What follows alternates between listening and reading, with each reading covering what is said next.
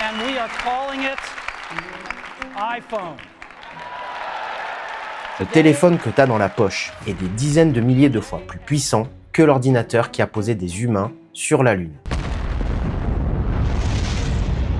Toute la puissance de calcul de la NASA en 1969 dans ta main.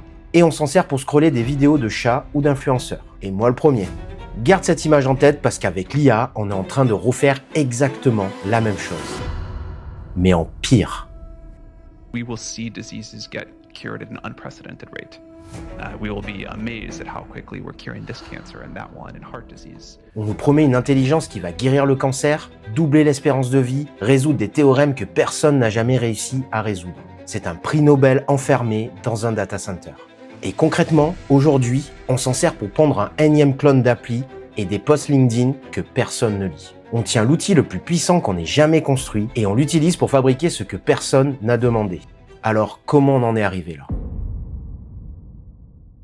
Alors je te préviens tout de suite, je suis pas un chercheur, je travaille pas dans des labos d'IA, je suis juste quelqu'un qui utilise ces outils tous les jours et qui a vu sa façon de bosser complètement changer. Et c'est justement pour ça que ça me travaille. Parce que quand on regarde ce qu'on raconte sur l'IA en ce moment, partout, dans les médias, sur X, dans les dîners de famille, on parle de nouveaux modèles, de souveraineté, de qui va gagner la course, de combien de jobs vont sauter. Et presque jamais des choses qui comptent vraiment. La science, la médecine, bref, ce qu'on nous avait promis. On a peut-être la plus grosse révolution technologique de l'histoire entre les mains et on la traite comme un gadget. La vraie question, c'est pourquoi ? Pourquoi on prend un outil pareil et on s'arrête à du contenu jetable ? Et cette réponse, elle n'est pas du côté de l'IA. Elle se trouve de notre côté. Et c'est probablement ça le plus dérangeant.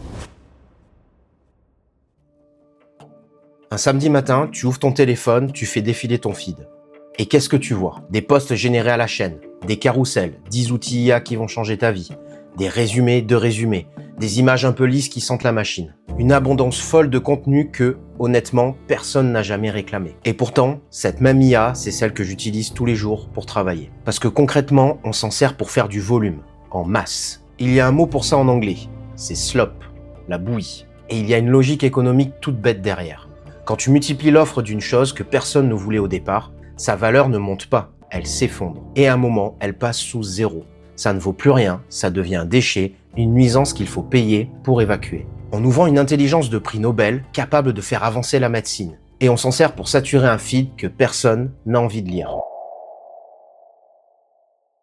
Alors pourquoi ? Pourquoi on prend une puissance pareille et on la ramène à ça ? Première raison, et c'est mon passé de dev qui me donne la puce à l'oreille. Avec la technologie, on a une habitude, on l'attend clé en main.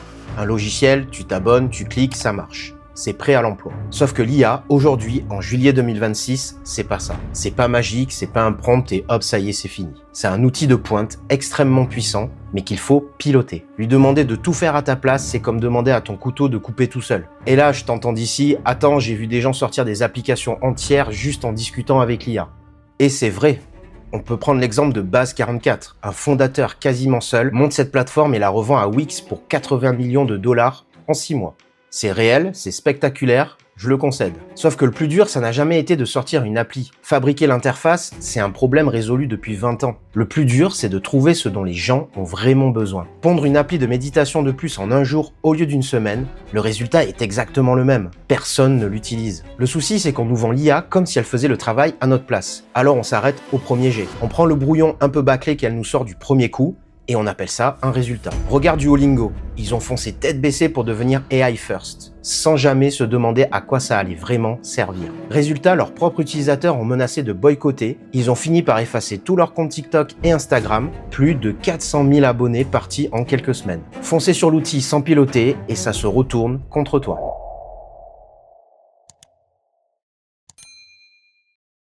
Mais il y a pire, parce que le slop, on ne le produit pas seulement avec l'IA, on en produit aussi sur l'IA. La conversation elle-même est devenue de la bouillie. Écoute de quoi on parle quand on parle d'intelligence artificielle en ce moment. On parle de nouveaux modèles qui sortent tous les mois, de souveraineté, de qui va gagner la course, des États-Unis contre la Chine, des emplois qui vont disparaître. Et presque jamais ce qui compte le plus. La recherche, la médecine, ce pourquoi on nous avait vendu cette révolution. Prends du recul un instant. Un économiste, Robert Gordon, a montré qu'entre 1870 et 1970, donc en un siècle, On a eu une explosion d'inventions comme jamais dans l'histoire humaine. La voiture, l'avion, l'électricité chez soi, le frigo, la climatisation et des bons énormes en médecine. Tout a été transformé. Et depuis ça, on a réinventé le taxi, on a réinventé le bureau partagé et on a inventé le scroll infini. Voilà où on met notre génie. Et le plus parlant, c'est celui-ci. Bill Ackman, un des investisseurs les plus puissants de la planète, un homme qui a les dirigeants des plus grandes entreprises américaines dans son répertoire, sur la scène d'un sommet, il a expliqué que l'IA est la peur numéro 1 de tous les patrons. Et 60 secondes plus tard, on lui demande quels résultats concrets il voit. How we're using AI today, the first use case is really on the legal side. La technologie soi-disant la plus révolutionnaire de l'histoire, et l'homme qui a le meilleur point de vue du monde dessus n'a rien montré. Donc la techno est peut-être extraordinaire, mais dans nos usages, et jusque dans notre façon d'en parler, on la rabaisse au rang de gadget.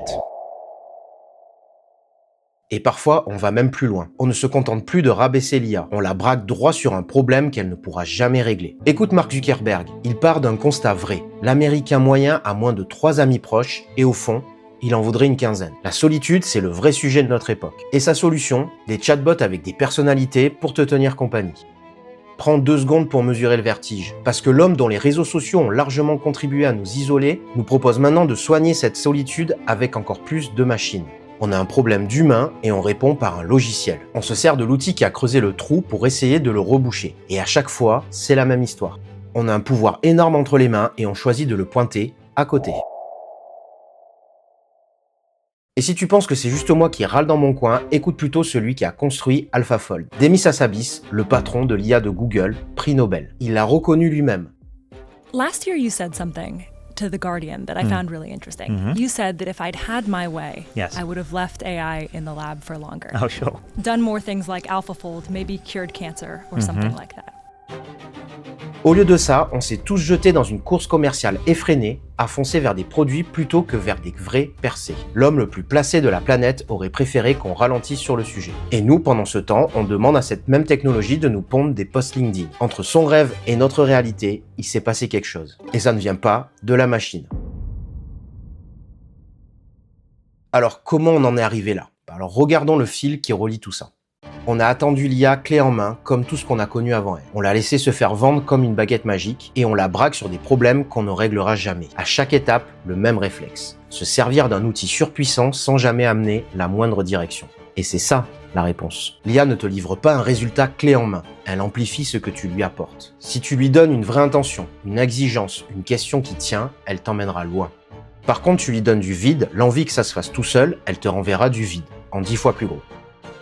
Le slop, c'est pas la preuve que la machine est faible, c'est le reflet de ce qu'on lui demande. Voilà pourquoi la réponse est de notre côté et pourquoi c'est dérangeant. Parce que ce serait tellement plus confortable d'accuser la technologie. Sauf que le miroir nous revient en pleine figure. Le slop, c'est nous. Du coup, cette petite phrase qu'on entend partout, l'IA va tout changer, elle prend tout un autre sens. L'IA ne va rien changer toute seule. Elle va amplifier ceux qui la pilotent dans un sens comme dans l'autre. Alors la seule question qui vaut, c'est celle-là. Cette puissance, vers quoi on décide de la pointer ?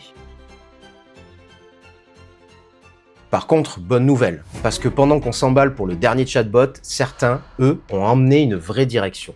AlphaFold, justement, a prédit la forme de quasiment toutes les protéines connues, ça accélère la recherche de médicaments partout dans le monde. Au MIT, l'IA a dessiné de nouveaux antibiotiques contre des bactéries que plus rien n'arrivait à soigner. Côté météo, elle prévoit les tempêtes et les canicules mieux que les meilleurs modèles de la planète. Le potentiel, il est là, bien réel. Ce sont de vrais usages et de vraies avancées, mais ça mérite qu'on passe plus de temps dessus dans une autre vidéo. Et si cette vidéo t'a plu, abonne-toi et on se voit dans la prochaine vidéo.